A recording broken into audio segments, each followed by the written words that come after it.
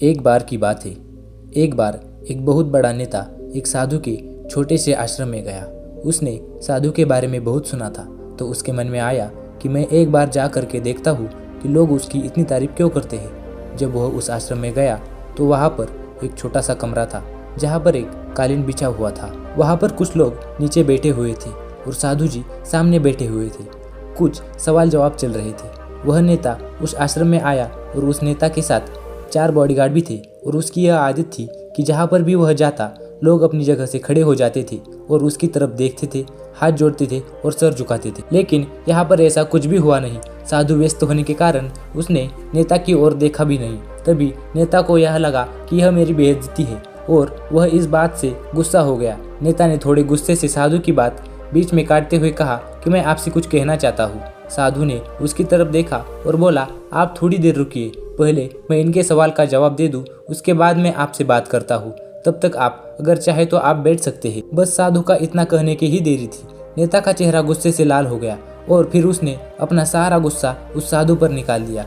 अभी तक वह नेता बहुत तमीज से आप करके बात कर रहा था, लेकिन अब वह तुत तड़ाक पर उतर आया। नेता ने उस साधु को कहा, तुझे पता भी है मैं कौन हूँ और तू किससे बात कर रहा है? साधु ने उसकी तरफ देखा और कहा, मुझे इससे कोई फर्क नहीं पड़ता कि आप कौन हैं, लेकिन आप जो कोई भी है, अगर आप चाहते हैं कि मैं आपके सवाल का जवाब दूं या आपसे बात करूं तो आपको कुछ देर रुकना ही होगा। और साधु की यह कहते ही नेता गुस्से से पागल हो गया और वही सबके सामने चीखने चिल्लाने लग गया। अब मैं तुझे तेरी असली औकात दिखाऊंगा। तूने मुझसे पंगा लेकर ठीक नहीं किया। तुझे पता भी है मैं तेरे बारे में क्या सोचता हूँ? साधु ने फिर से नेता की तरफ देखा और बड़े ही प्रेम से कहा कि मुझे इससे कोई फर्क नहीं पड़ता कि आप मेरे बारे में क्या सोचते हैं। आप जो चाहे वह मेरे बारे में सोच सकते हैं। फिर नेता ने उससे कहा कि तू चाहे सुनना चाहता है या नहीं, लेकिन मैं तुझे यही सबके सामने बताऊंगा कि मैं तेरे बारे में क्या सोचता हूँ। तू कोई साधु नहीं है, तू एक बहुत ही घटिया इंसान है। तू एक ढोंगी है, पाखंडी है और यहाँ पर जितने भी लोग बैठे हैं उन सबको बेवकूफ़ बना रहा है। तेरा बस एक ही मकसद है, इन लोगों की जेब में जितना भी पैसा है वह सब तेरे पास आ जाए। तू अपने फायदे के लिए इन लोगों का इस्तेमाल कर रहा है और अब मैं तुझे नहीं छोड़ने वाला हूँ। पूरी दुनिया के सामने तेरा पर्दाफाश करके रहूंगा। लेकिन उसके इतना बोलने के बाद भी हल्की सी मुस्कान उस साधु के चेहरे पर बनी ही रही। यह देखकर वह और भी तिलमिला गया और उसने कहा, अब बहुत हो गया, अब मैं यहाँ 1 मिनट भी नहीं रुकने वाला। लेकिन अभी भी तेरे पास मौका है, अगर मुझसे माफ़ी मांगनी है या मुझसे कुछ कहना है तो कह सकते हो।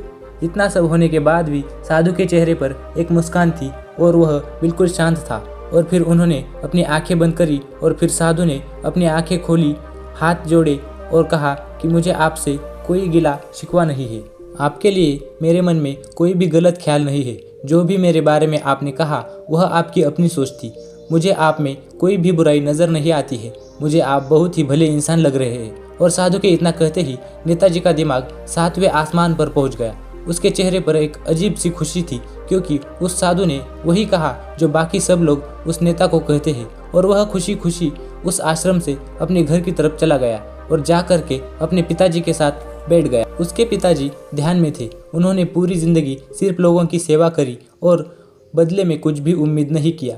तो थोड़ी देर बाद जब उन्होंने अपनी आंखें खोली और देखा अपने बेटे को अपने साथ बैठे हुए, तो उनके बेटे के चेहरे पर आज एक अजीब सी खुशी थी जो आज से पहले उन्होंने कभी नहीं देखी थी। जब उसके पिताजी ने पूरी बात सुनी तो थोड़ा सा मुस्कुराए और अपने बेटे को देख करके बोले कि उन्होंने तुम्हारी तारीफ नहीं करी, क्योंकि उन्होंने वह नहीं कहा कि जो तुम हो, उन्होंने वह कहा कि जो वह खुद है।